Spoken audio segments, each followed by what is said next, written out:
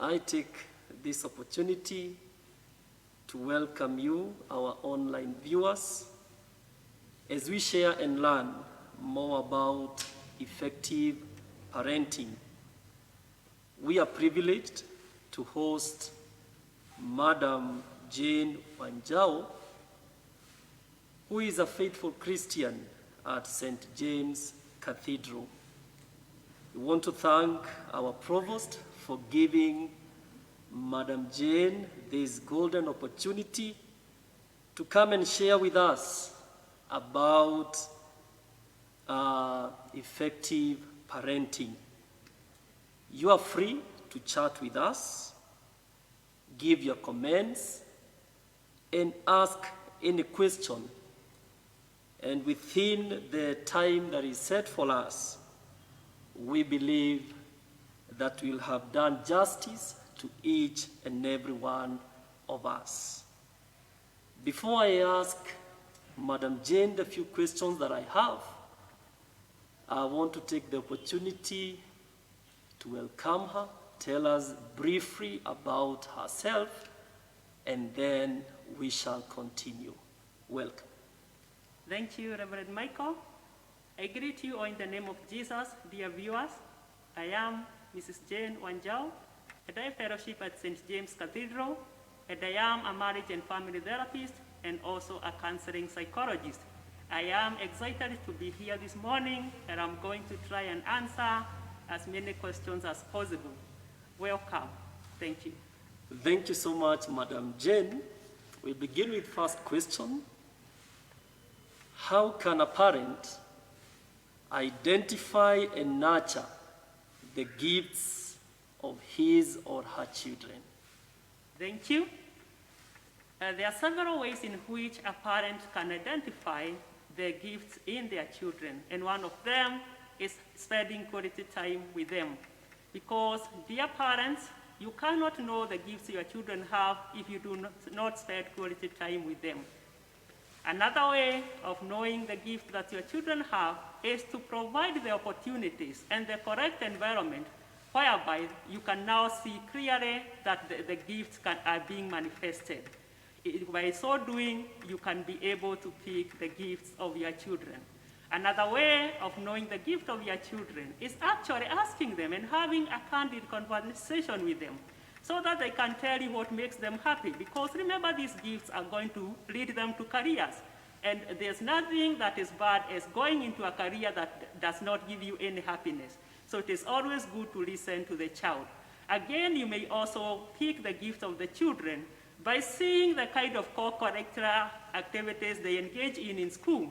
So some of them are very good in drama, some of them are very good in music. So by them joining those clubs, you are now knowing their gifts and talents. Thank you. Thank you, and I hope you are listening keenly. And if you have a comment or a question, kindly write in our wall. And as we continue, Madam Jane will address those questions. Number 2, what kind of questions do parents need to be asking their children? Thank you. Once again, Reverend Michael. The kind of the questions that the parents should be asking their children are questions that show that they are very, very interested in the welfare of their children. For example, a parent may ask the child, how was your day today in school? That child will know that really you are interested in their affairs. The other type of question that you need to be asking your children is open-ended questions as opposed to closed-ended questions. Remember, when it is closed-ended, the child will just give you one answer and maybe just one word. But when it is open-ended, you are going to capture the feelings of that child, which is very, very, very important. You may also ask the child who their friends are in school, and also try to know the interest of those children who they are calling their friends. Because remember, bad company ruins morals. So it is always very important to know even their friends, ask what they are doing, what their parents do, and even where they live. So that is something that is very, very important. The parents may also ask their children what careers they would like to join in life, which is very, very key. Because today you cannot force your child to go and do medicine, to go and do engineering, simply because that is what you wanted, but you did not get a chance, and because that is going to create a lot of resentment in the child, and this child is not going to be happy in life. And they may come back and tell you, hold your degree, I'm now going back to do my degree, and you will have wasted your money, dear parents, and you have not helped your child. So it is very, very important that you even ask the child how they are doing and what challenges that they're having in life, so that they may know that in you they have a friend who they can confide in.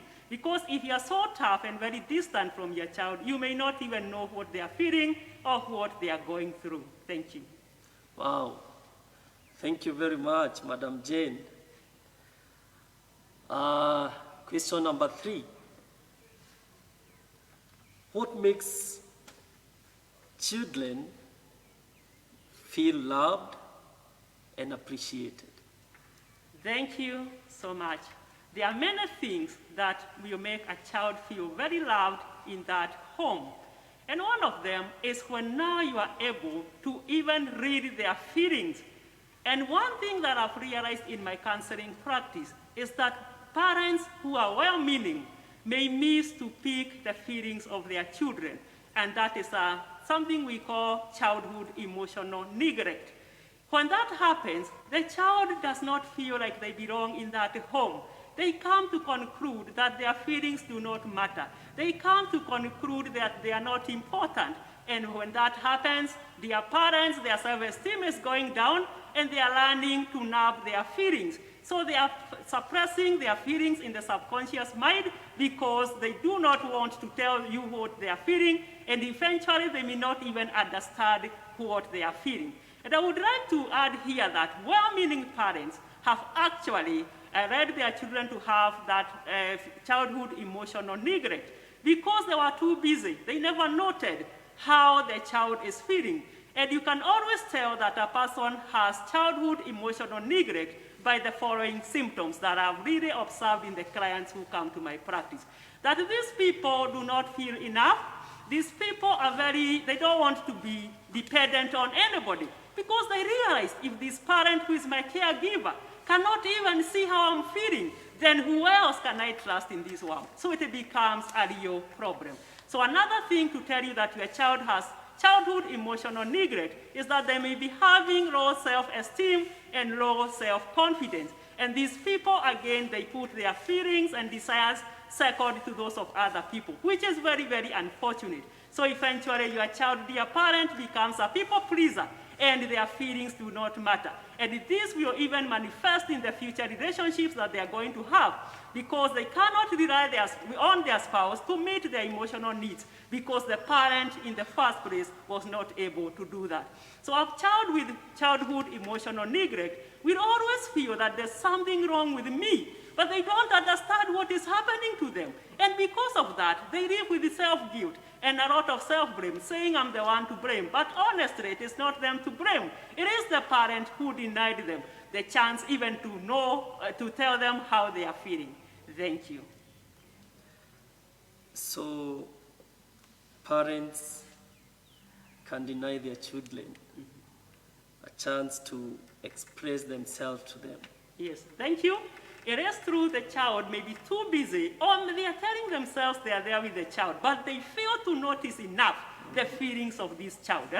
And even at this point, I also want to add other things that make a parent feel, that child feel that they are loved in that home. And it is when you actually involve them in decision-making in that home. This time round, we cannot rely on dictatorship style of parenting. So this child needs to be heard and listened to. And when you do that, the child will feel that they're important and their opinions matter. Another way of making the children feel that they are loved in this home is when you don't involve them in the parental conflicts.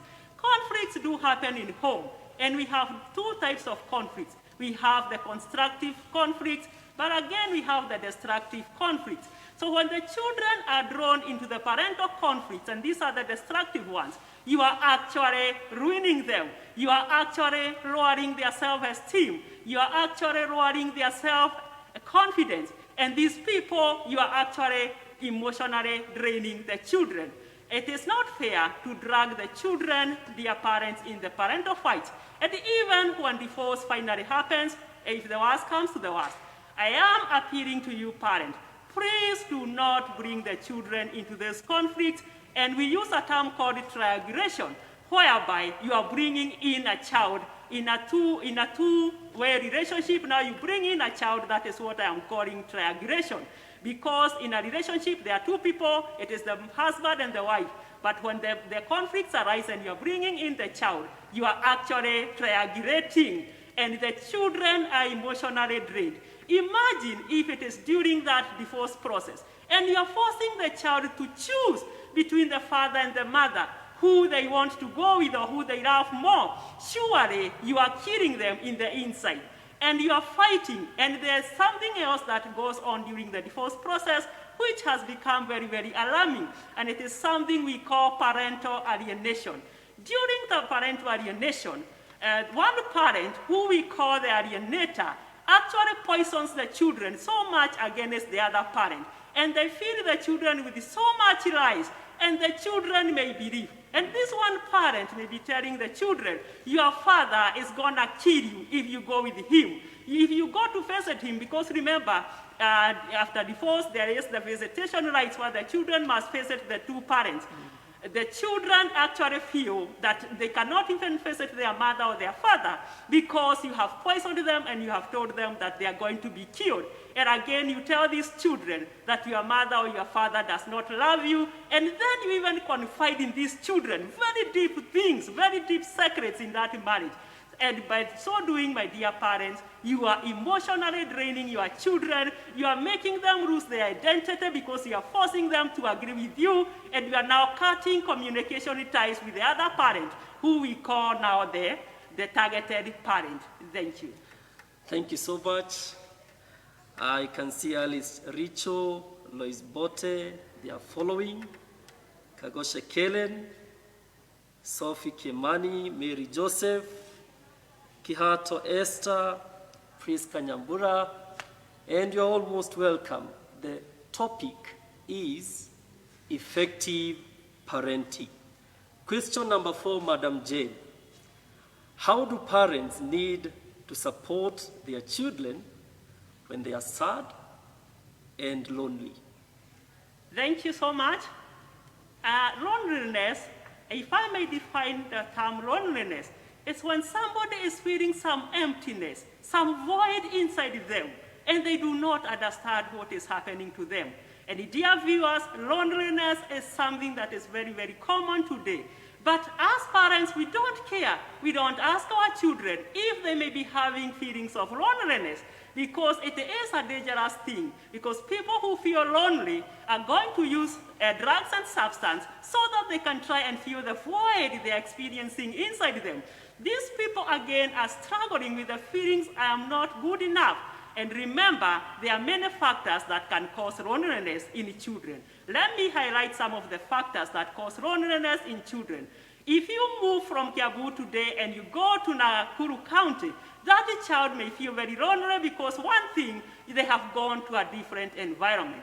Again, you are taking them to a new school, and it will take them time to adjust because people have different personality. They may feel very lonely. Others may feel very lonely because you have failed to notice their feelings, and it's to them, their feelings do not matter, and you are not thinking about them, and to them you don't care enough. And others may feel very lonely if they lose a friend they used to love, and others may feel lonely because the one parent may be dead. So these are some of the causes of loneliness. So how then can a parent deal with the children who are struggling with loneliness and sadness? One thing I want to mention here is that when you see a particular behavior in a child, this behavior is driven by a feeling. But we are so quick as parents to condemn the behavior. We see the child is using drugs. We are quickly condemning the behavior. But we are not thinking, what is my son or my daughter feeling inside? What is driving them to using these drugs? So it is very important that first of all we notice what is happening. If we are keen enough, we are going to know that they are struggling with loneliness and sadness. So it's good that we be close to our children so that we may still see that now they are lonely and they are sad. So helping them cope is very, very important. So if your child is becoming lonely because she or he has been abandoned by a lover or a boyfriend or a girlfriend, please do not take this thing very lightly. Do not dismiss their feeling. Actually, you need to acknowledge and tell them, I realize, my son or my daughter, you are very, very sad. And after doing that, then you need to validate their feelings. You tell them, I may not know exactly how you are feeling, but it cannot be easy. And anybody who has been abandoned, anybody who has been betrayed by a close friend may feel the way you are feeling. That way the child will feel that you really love them and you are helping them cope with their loneliness.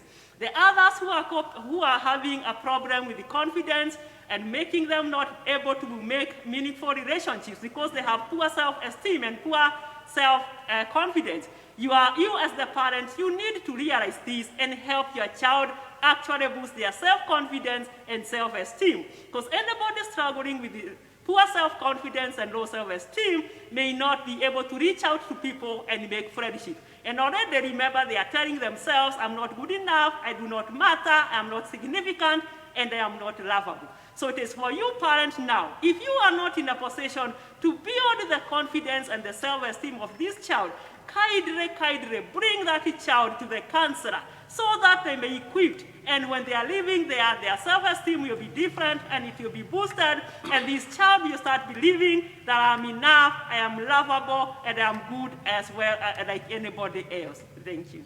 Wow, thank you, Madam Jane. Thank you, Madam Agnes Joki, Kenneth Bogwa, Elliot Gige. Thank you, Madam Lucy, for following and tuning in. We have a question here from Faith, and it shall be addressed later as we continue. Continue commenting, continue sharing with us your opinion, or if you have any question, I believe Madam Jane will address. But I think this question from Faith Joroge, it is relating with the question that I have asked you. She's asking, our children are coming back home from high school. What first topics do we need to start discussing or engage them with to avoid loneliness? And again, how do we convict them to reduce peer pressure and other engagements? Thank you. First of all, I'm going to talk about the first things that the parent will do so that they can make sure their children are not feeling lonely. I talked about people showing interest in their children and letting them know that they care about their welfare. So as the children come back, you may now start a relationship with them. Again, you ask them how it was in the school and what was happening. Remember, we are living in very challenging moments, the COVID-19 season. So you may even ask them how they are coping with this COVID-19. You may ask them, well, how is this COVID-19 impacting on your life? You may ask them, what can I do if you are feeling so anxious that can make it better for you? So that child will know that you are actually interested in their welfare. And they will know that in you, they can count you as a friend. They have a friend in you. And they will know that they don't really have to worry because there's a parent who cares about them. There's a parent who cares about how they feel in the inside. And then you are boosting your self-esteem. So when you talk about the COVID-19, how it is impacting on their life, what changes it has brought in their life, these children will feel that they are being taken care of. And again, you may ask your child how they are feeling about everything in life. You may even ask them how they feel being members of this family. And you know, dear parents, we may be very afraid to ask ourselves these questions because we fear that they may pick some negative things and tell us. But it's better that they tell us so that we can start working on it. Because remember, you cannot work on something that you do not understand or you are not aware of. so that the child will feel that you are very, very concerned about them. And also you may ask them, what can we do in this home so that things can be different? And you remember that child will feel they are very important members of this family and their contribution matter. So when you are talking to them about such things, and you're asking them about the challenges they may be experiencing, and you are spending quality time with them, then that loneliness is not bound to be there. Thank you. Thank you so much. Thank you for addressing that question, and I hope, Faith Joroge, you are satisfied with that. Continue commenting, continue sending your questions, and I believe justice will be done. Madam Jane will explain where she can. Let's go to question number 5. How to apologize to your children the right way and why it's important. Thank you so much. I am sure some parents are very shocked when they hear that they can actually apologize to their children.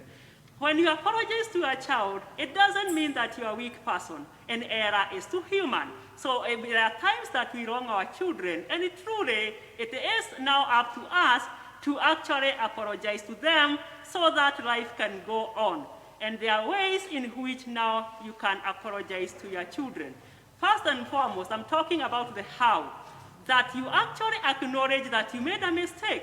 So you tell the child, yes, today, Susan, I yelled at you, I screamed at you, and I know it was not right. So already you have acknowledged that you made a mistake. Secondly, you may now connect these, the feelings plus the action, and this is the yelling. So you tell the child, I felt so frustrated, I felt so angry when I saw so much water on the floor, yet we had discussed that you'll be mopping the floor nicely. So now you are telling the child why actually you became angry.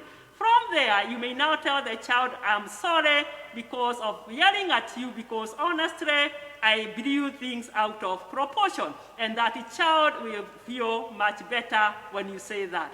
Then as you apologize, kindly, do not try now to justify why you did that. Don't try to put the blame on the child again.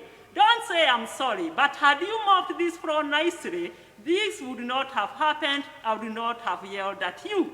So again, when you do that, that is not a genuine apology, and it may not apply, and the child will not take you seriously, and they may not feel like they have actually accepted the apology that you are giving. So from there, you may tell the child that I'm going to ensure this does not happen again in the future.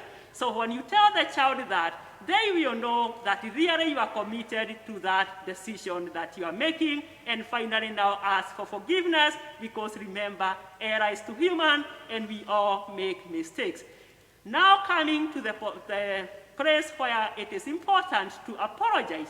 It is important to apologize to a child because you are teaching the child that we all make mistakes, and nobody is perfect on this earth. Remember, the parents are the greatest role models for these children. And if they are pretending to be perfect, and if they are pretending that they cannot apologize when they make mistakes, this is what the children are carrying home, and it's not going to work in their future relationship or even in their workplace. And again, when you tell the child that I'm going to ensure this is not going to happen, then it means you are putting some measures in place. So it means then you are looking for solutions to the problem. So that again, you are telling the child that you are teaching the child problem solving, which is very, very key in our modern day society, because even employers want people who actually can do problem solving. Those are the skills they are looking for, not just A papers.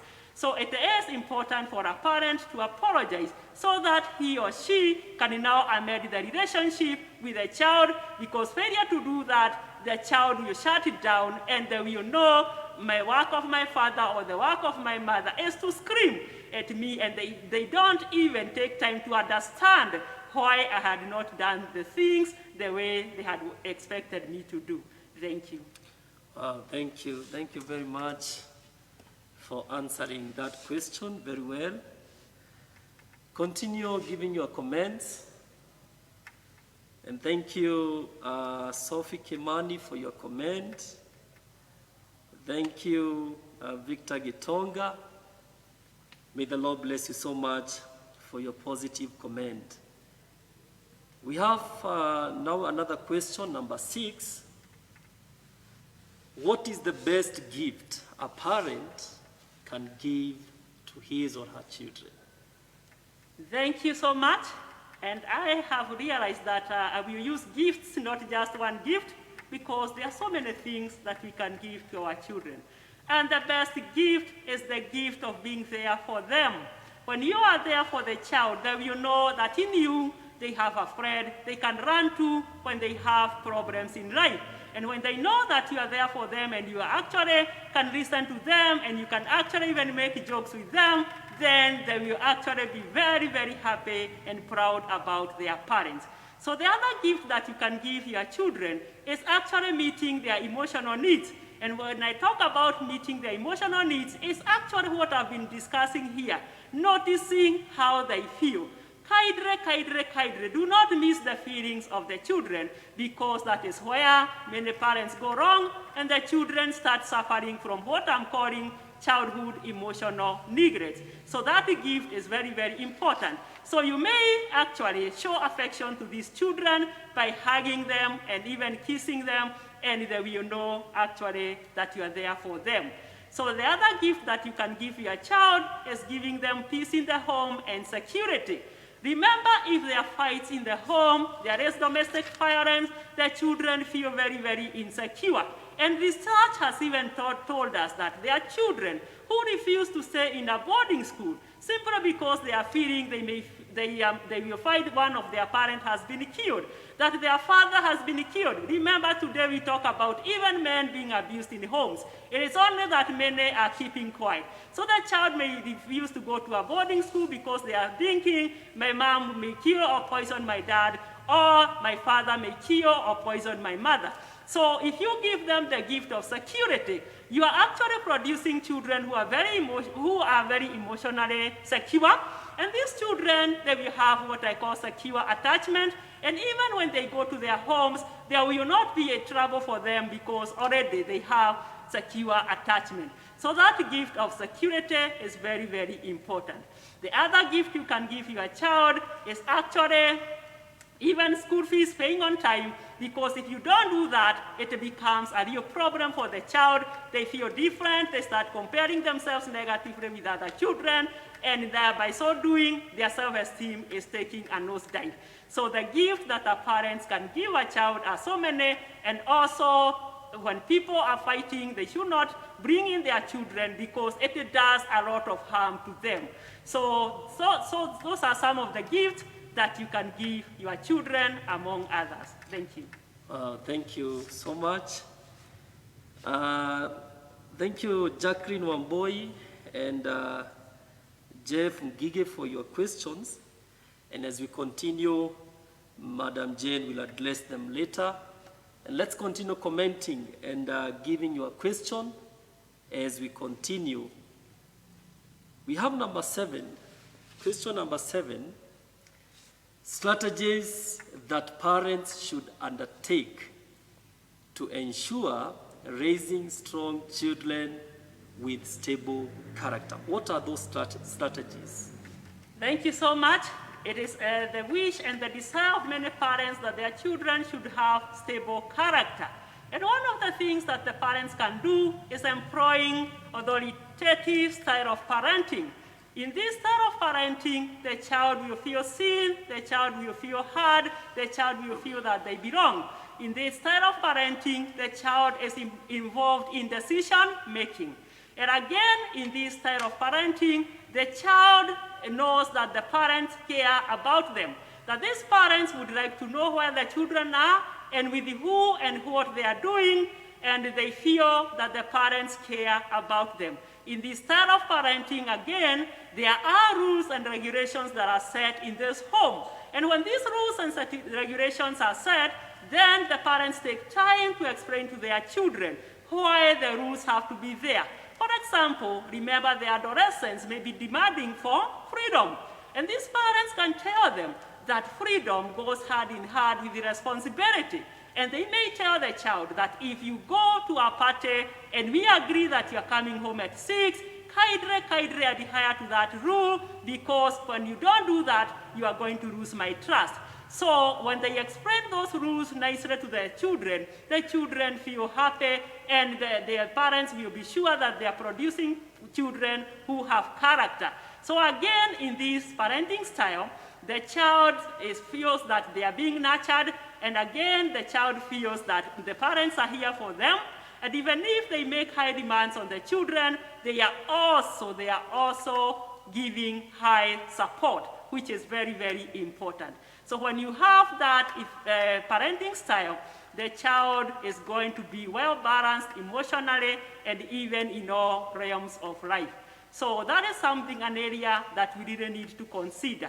Other ways of producing children who have very good personality is by knowing and recognizing that they are all unique.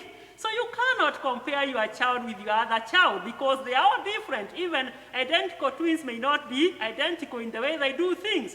So really it is important that you know that your child is unique, and therefore you address their unique needs. So that way the parents, you'll be doing the right thing, and you'll be sure you are going to produce children who have healthy personality.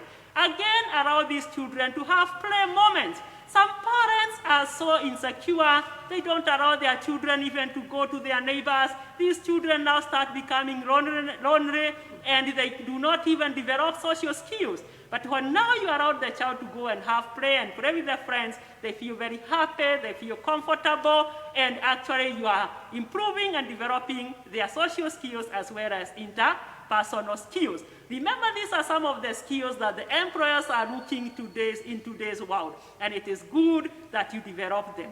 You can also now take your children for excursions, take them maybe to climb mountains, take them to where there are lakes, and then you may start asking them what they feel and what they think about what they are seeing. So again, you are actually developing them. You are making them become very curious. And curiosity is very, very important in life because you are actually making them become very, very creative. So dear viewers, there are many ways in which a parent can make a child develop healthy personality, and not forgetting, and actually should have been at the top, that this child should be shown about prayers. The child should be shown about spirituality, because research has proved that those people who are spiritual have better coping mechanisms when there are challenges in their lives. So those people who do not believe there's a higher being, they don't believe there's a God, they don't believe that God listens to them, then automatically they have no hope, and they will not think that life is worth even living. Remember, when we come to church, and we are very spiritual, we also get our community of support from the church during good times and during bad times. So it is important for you parents to tell the child the importance of believing in God and going to church, so that you can produce somebody with a good personality. Thank you. Thank you. Thank you so much. Question number 8, only remaining with one question, then we open the floor to you to ask any question or to give your comment, and I believe we shall be blessed. Question number 8, Madam Jane. A parent with children who are addicted to drugs, kindly give an advice to them. Thank you so much, and I find the question very, very relevant, because many children and even adults are struggling with alcohol and drugs and substance abuse problems. So the parents who have such children, I just want to encourage them. I just want even to tell them that these children are not really to blame. I just want to tell them that alcohol and substance abuse problem is actually a mental health problem, like depression and like anxiety disorders and like even schizophrenia. So these children, they need your help, because the worst you can do is now to condemn them and feel that there's no hope for them. So remember, it is a mental health problem that it needs to be addressed. Firstly, you can take the child to the counselor, whereby they are going to discuss. Because remember, I talked about behaviors being caused by feelings. So it is paramount that the counselor will explore with this client what is wrong with this client. how are they feeling? Definitely such a client is feeling, I'm not good enough, I'm not important, I'm not significant, and I'm not even lovable. And maybe they have lost so much in their life, and maybe they are grieving. Maybe they have lost a very significant person in their life. Maybe they have lost one parent even. So remember, it is good to explore the underlying factor behind the underlying reason for these drugs and substance use. So once you identify and you have taken the child to the counselor, then if it is beyond the counselor, then the child can be taken even to a rehabilitation center, whereby they are going to be taken the 12 steps, through the 12 steps of Alcoholics Anonymous. And thereby, the child is learning so many things and is in a group of support because they are in a group and they are also learning from each other, encouraging each other. And remember, even there's counseling that is going on, which is very, very important. So the worst you can do, dear parent, is to give up on your child, because this child will also give up on themselves, because they will say, if my parents gave up on me, I also don't see the need of living. I also don't see how I can survive without taking the drugs and the alcohol. So these, dear parents, you really need to mobilize a community of support for these children. And how are you creating the community of support? You are going to be in that community of support. You are going to put the counselor there in the community of support, and you are going to put these other people who may be having the same problem in that community of support. And remember also to put God in that community of support. By so doing, the child may be redeemed, and the child will come to say, my mother, my father, they never gave up on me, and truly I was lost because I was struggling with the feelings of inadequacy, feelings of low self-esteem, feelings of that I'm not lovable. I was going through grief, but now I am healed. So the worst, dear parents, you can do is to give up on this child. But I keep reminding the parents that as long as you took the child to church, as long as you met their emotional needs, then, and you are giving them the support, taking them to the counselor, taking them to the rehabilitation centers, then you don't have to die. Remember, you have your own life to lead. You have other children also to take care of. You have a husband to take care of. You have a wife to take care of. So as long as you are doing what is humanly speaking, the best you are doing, then you don't have to blame yourself. You don't have to live with self-blame. And if you know you contributed, then you don't have to die with the blame and guilt. It is the time to ask for forgiveness and even tell that child what you did and what you are thinking you ought to have done. And then you apologize to the child, because many may be going that way because of the pain that they are experiencing. Thank you. Thank you so much. Now we have the last question. What are the most common barriers to academic progress that parents can address? Thank you so much. When we talk about academic progress and excellence, it is good that we tell ourselves that we assume the triangular approach. Triangular approach means that for the child to be successful academically, the child is there, the parent is involved, and the teachers are involved. But today we are dealing with the factors that the parents have contributed and which are now making the child not perform well in school. So some of the factors that lead to poor academic performance are that the child is out of school because there's no school fees. So this child automatically is losing very, very precious time. So it is good that the parents also know the importance of paying these school fees on time. And how can the parents pay the school fees on time? It means that they are planning ahead. They are not just waiting for the minister to say that people can go to school, and they have not prepared anything towards towards the fees. So when you plan ahead, maybe you can take a loan, maybe you can even get an insurance company, so that you are sure that your child's education needs have been covered. You can even go to a circle, and even some women have used chamas to pay the school fees. Dear parents, it's important to pay the school fees on time, because when you don't do that, the child feels different, the child develops low self-esteem, and the child feels that they do not matter. And that one, again, cannot contribute to good academic performance. So that on your part, parents, you really need to take care. And I'm going to talk about a story of 3 fish. Once upon a time, there were 3 fish. One of them was called Plan Ahead, the other one was called Think Fast, and the other one was called Wait and See. So one day, the 3 fish, they had the fishermen planning how they were going to catch them the following morning. So Plan Ahead realized that he had to act very fast. So by the time the fishermen were coming, he had swum down the river very, very many kilometers. So he was not caught. So Wait and See and Think Fast they now landed in the fishermen's nets. And when that happened, the Think Fast thought very fast and decided to pretend that he was dead. So he lay on his back. And when he lay on his back and pretended to be dead, and the stomach was up there, the fishermen said, "This fish is no good. Let us throw it from the net." So he escaped. But Wait and See landed on people's plate that night. So dear parents, do not be like that fish we are calling Wait and See. Please plan ahead like that wise fish.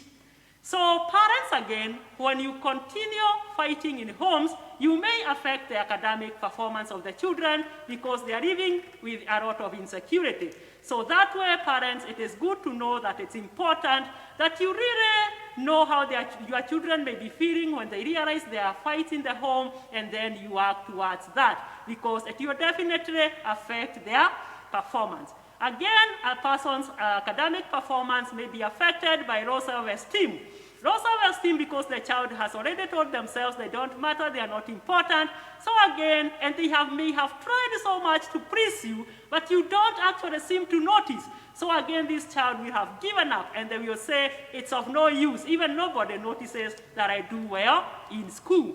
So another cause for poor academic performance is the friends that our children may be having. So we talk about a bad company ruining good morals. So we are talking about a situation whereby your friends to your child may be people who are abusing drugs and people who are skiving from classes. So again, that one can lead to poor academic performance. Dear parents, another factor that makes the children not do well is when you don't even go to visit them in their schools.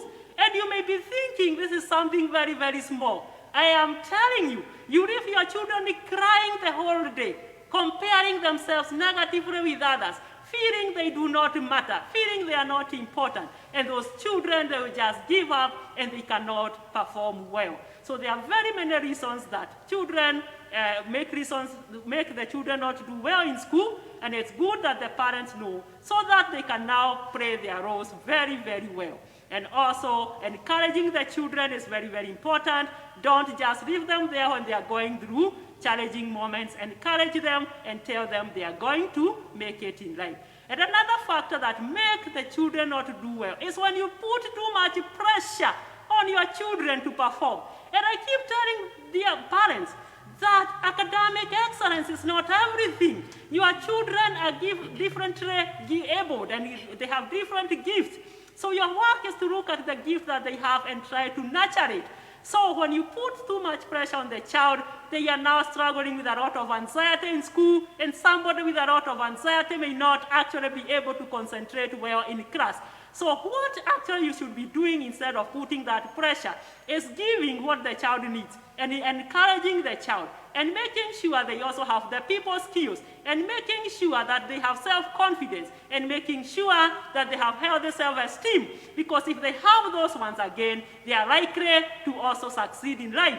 Remember, even A students have been known to be employed by D and C students simply because they may lack some very, very important skills. The skills of the social skills, of the people skills, or even some of them do not have emotional intelligence. So dear parents and my dear viewers, kindly check what you are doing that may be affecting your child may be causing the poor academic performance. Thank you. Thank you so much for answering very well. And before I end my questions, I have the last one. What am I not asking, but should be? Thank you so much. There are many things that we should be asking our children, but we don't ask them. And sometimes we don't ask them because we fear what they will tell us. So it is good to actually ask questions that will show the child that you really care about them. So you may, by noticing that they are feeling sad and lonely, if you are keen enough, because that is what I'm talking about, noticing the child's feeling. When you realize your child is feeling sad and looking very angry, you can ask them what is going on with you. And when you do that, the child will know that you are interested in what is happening to them, and they know in you there is a friend. So it is important to ask the child what is going on with them so that you can help where you are able to help. Then again, as I mentioned sometimes earlier, it is good to ask the child how they feel being members of that family, and from what they will tell you, then you will know the areas that you can work on. So it is not something to be afraid of because we run through mistakes. I keep telling people nobody is perfect here. We do not have perfect couples. We do not have perfect children. And nobody is perfect in this life. So when you tell them, when you listen to their part, then you are also going to work on the areas that you think actually you have not been doing it very well. And that way, even as they leave the home, they will be so happy coming back to that home, knowing there's love in that home, knowing that their opinions were considered. And that is the way forward because life is very short. We really need to look for peace and good relationships. So again, you may ask the child, what is happening to them when you realize that they are not doing well in school? So that way, again, you will come to understand what is happening and what you need to work on. And you may ask them whether there's something you can add or include in that home, maybe a new program or new activities, which may make them feel happier and have joy in that home. So it is important that we continue working and asking these children. And you may ask them, what do you think about the institution of marriage? Don't be afraid to ask them, because many concluded this must be a very challenging institution. This institution is not for the faint-hearted. And there are others who may say, I will never get married because of what I have seen. So when you ask them that, you tell them that people learn through mistakes, and you tell them no people are perfect, and then it means there are no perfect couples. Then you tell them that when one realizes where they have gone wrong, it's good to do that self-awareness so that you can realize and then start working on it. And then you may ask them, what is your ideal age of marrying? So that time you can hear and get to know your children. And by the way, when you do that, when you are talking so intimate things with these children, they will be so happy. They will be so excited. They will know they belong. They will know they matter. They will know they are significant. And they will know they are lovable. And they are people who are worthy being listened to. And this will translate to healthy relationships even as they become adults, even when they become couples in a marriage. Thank you. So it is very important to ask them the ideal age of marriage. Yes. At which age? Okay, that depends on individuals.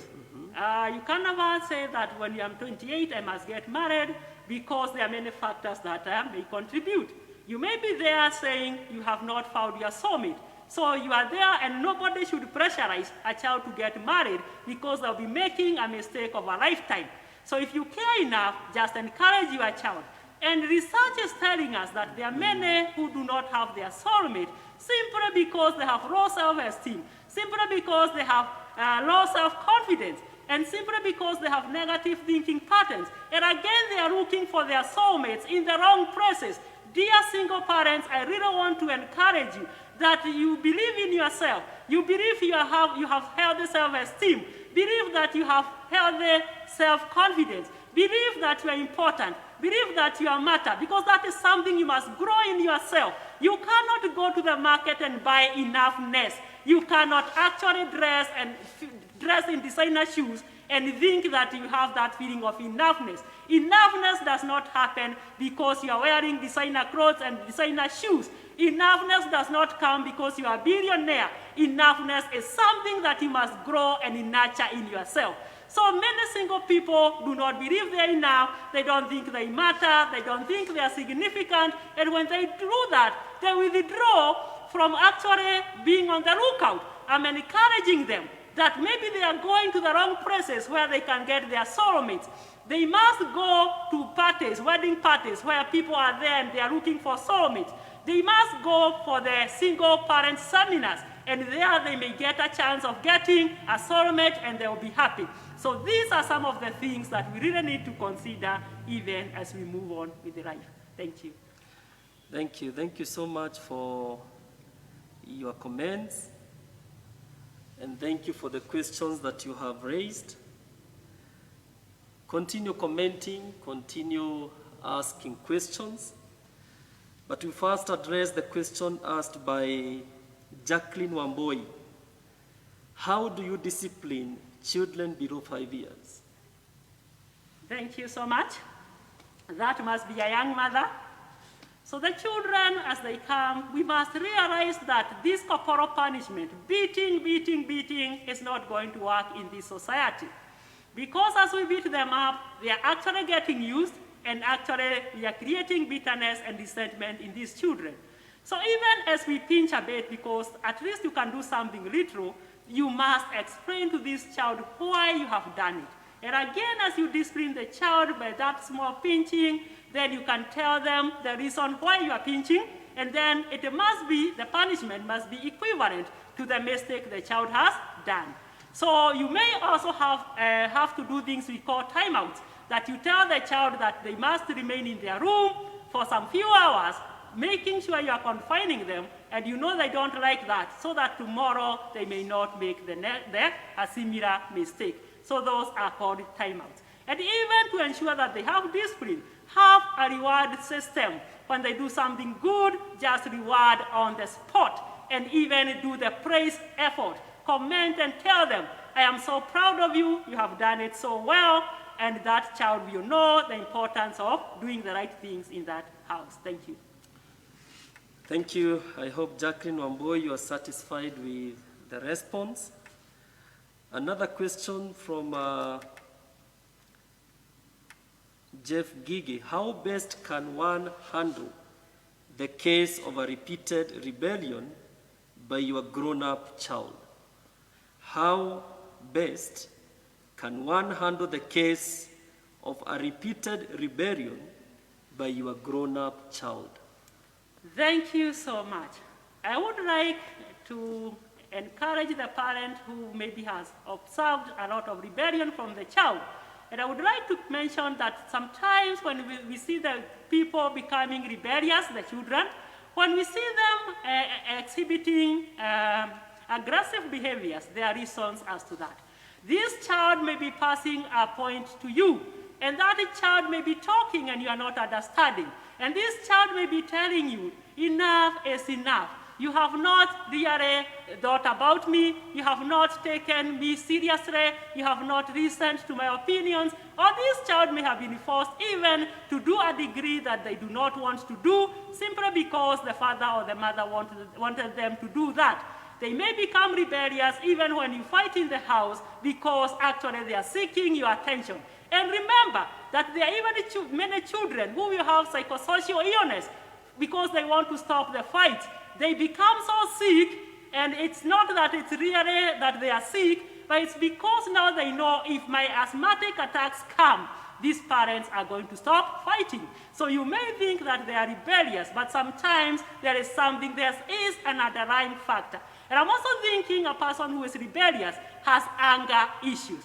And dear parents, I said that anger, which is the behavior, actually there's a reason why the child is driven by anger. And we talk about the anger iceberg. That what you see, that anger, is just the tip of the iceberg. Below that anger, there is loneliness. Below that anger, the child is struggling with shame. Below that anger, the child has low self-esteem. And below that anger, the child is feeling worthless, and so many other things that are happening inside that, below what you are seeing. So it is good that you sit down with your child, ask them what is happening to them. And if you realize that you cannot handle that, dear parent, the best thing is to take the child to the counselor. I tell you, when they come there, they stop very fast. because we know how to employ the counseling skills, and we know how to create a rapport with them, and they will tell us exactly what is happening. And if you love your child, just pay so that that child can be helped and become a good person in life, because it is of no use bringing up a child or even spending so much on them, then at the end of the day, they turn out to be not the people you had expected. Thank you. Thank you. I hope, Jeff, Ngige, you are satisfied with the response. As we continue, have another question from Eliud Gige. He's asking, what would you advise those parents who try to force certain careers on their children, thereby stressing them into wrong careers? What would you advise those parents who try to force certain careers on their children, thereby stressing them into wrong careers? Thank you so much, Mr. Eliot.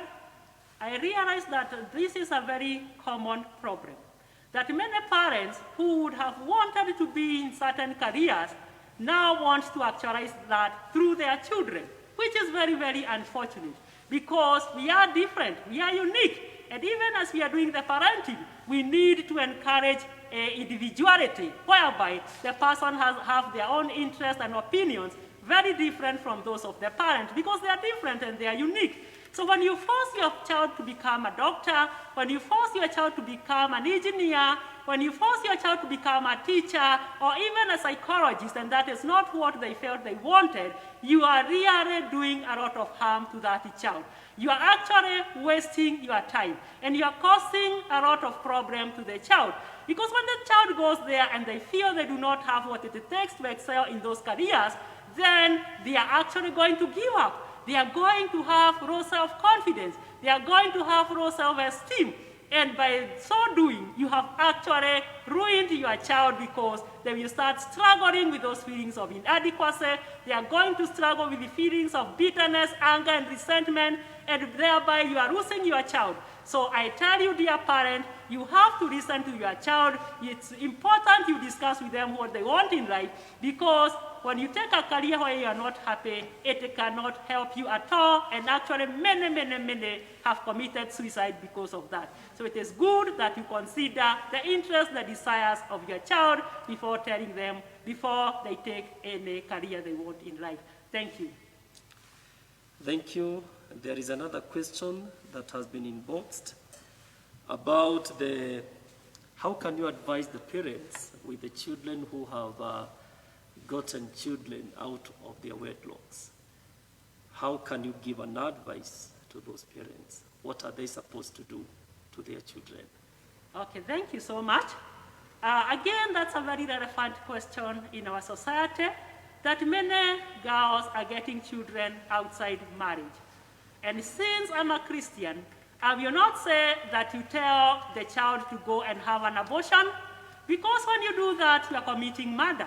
And remember, there's a commandment that's saying, thou shalt not kill. So dear parents, the minute you take your child to go and have that abortion, you are actually going against the commands of God. So it may feel very discouraging when a child now gets another child inside the home, after all that you have done for them. But I'm telling you, dear parents, that if it has happened, and you cannot undo it. And the best you can do is actually to support and encourage them in life. Because if you decide to kick them out of the home, you have not helped anybody. You are actually going to be a laughing stock. And remember, people have so many enemies out there waiting for their downfall. So the best you can do is to actually encourage the child, ask them what happened, and then you tell them the implications of having this child outside wedlock, so that they may know the sacrifices you'll be making for them. But it is important that you take them back to school, because when you take them to school, they have a chance of doing well, because many learn from their mistakes. And by the way, there are many who have gotten children outside wedlock, and they are young children, and they have learned from their mistakes, and today they are very, very responsible parents, and they have become very successful in their careers. But had you chased them out of the house, they would have landed in the streets, and you would not have helped anybody. So remember, there's that child who has come, and these are actually 2 children. So it is important that you continue walking the journey with them and telling yourselves that things will work up, and the child has a better chance of actually succeeding in life given the correct support. Thank you. Thank you so much. I hope the one who have asked the question, you are satisfied with the response. Thank you so much, our online viewers, for your comments. Thank you for the question. Now remaining with a few minutes before we end our discussion, if you have a question or maybe a comment, you can comment as we come to the end of the questions. Those 10 questions that we have asked, if you have any clarification or any thing that you want Madam Jane to clarify, you're free to ask. You are free to give your comment so that each and every one of us will feel satisfied with the response that Madam is giving to us. Thank you, Madam Jane. I know you are a parent, and I know you have an experience. And there is that thing in your heart that you can advise, especially the parents who have children who have sat for their KCPE, they are waiting for their results.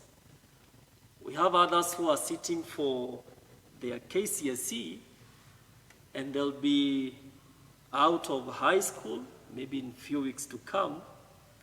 How can you give an advice to that parent who have a kid, who have a child who have finished his or her KCPE and KCSE? Thank you so much. So the children are already back, and some are still doing the exam. And when they come, I just hope you will not pressurize them and telling them, I expect very good results from you. Because again, you'll be creating a lot of anxiety in them. So when they come, just try to see how they are even coping with COVID-19, how it was in school as they start for these exams. And now a word of caution. When the results are finally out, and you feel this is not what you expected of your child, kindly, do not quarrel your child. Many have been quarreled, and they have come to see the therapist because they feel hurt, and they are really having a lot of pain because they thought you were afraid, but you actually condemned them, and you even made them not feel good enough.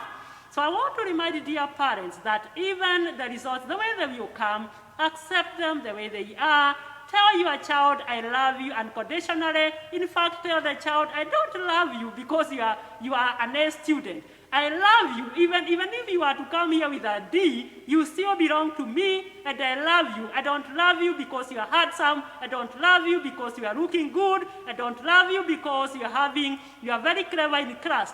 Tell them you will always love them unconditionally. And whatever results they will bring, tell them they have done enough, they have done well, and you are going to work with them now in high school. And for those who may be very discouraged, tell them that another chance is coming, in that they are going to high school, and they can as well prove themselves, but remind them to be all-rounded people, because it is not just academic excellence that produces a good personality.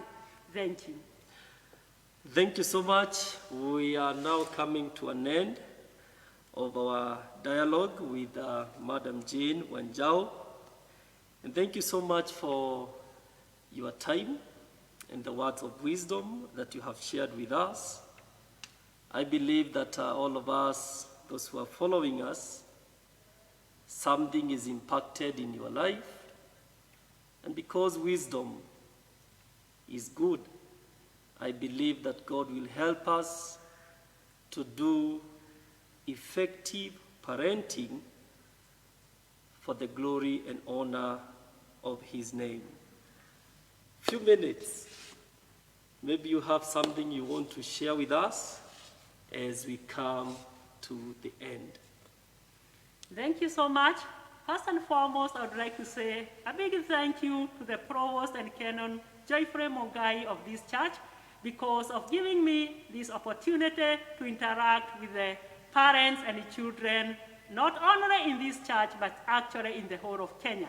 I am also very, very grateful to Reverend Michael who organized this session, and I am hoping that it's going to help people out there, and I am hoping that they feel helped, and I'm believing that there's something that each one of us is carrying home. So in conclusion, again, I am Jane Wanjao, and I am a marriage and family therapist. I am a counseling psychologist, and I have a counseling office, which is on Kiabu Road. It is actually inside Theatre Mall, third floor there. So I am the CEO of Seed Counseling Center.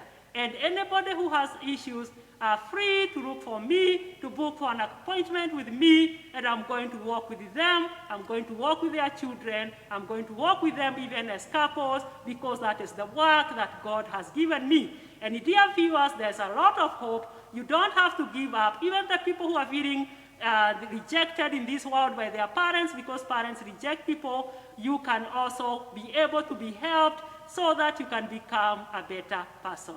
Thank you so much. Thank you so much. We wish you all the best, and we pray that God will help us to do effective parenting, because no parent is perfect, but by the grace of God and the mercies of God and the wisdom that we get from the people that God has deposited those wisdom, we will be able to do effective parenting for the glory and honor of the Lord. So may the Lord bless you. Have a happy Easter, and looking forward for the services tomorrow being the Easter Sunday, and we believe we shall be blessed. So on behalf of the Provost of the Cathedral, thank you so much, and may the Lord bless you. Let us pray. Our God and our Father, we thank you for giving us an opportunity to share, to interact, and to have wisdom from your servant, Madam Jane, how we can do effective parenting. We want to thank you for the opportunity, and we pray, Jehovah God, that you may continue blessing all the parents who are following us. And Lord, we pray for all our children, that your blessings may continue to be overflowing in their lives. We thank you for everything. For this we pray in the name of God the Father, God the Son, and God the Holy Spirit. Amen. Goodbye.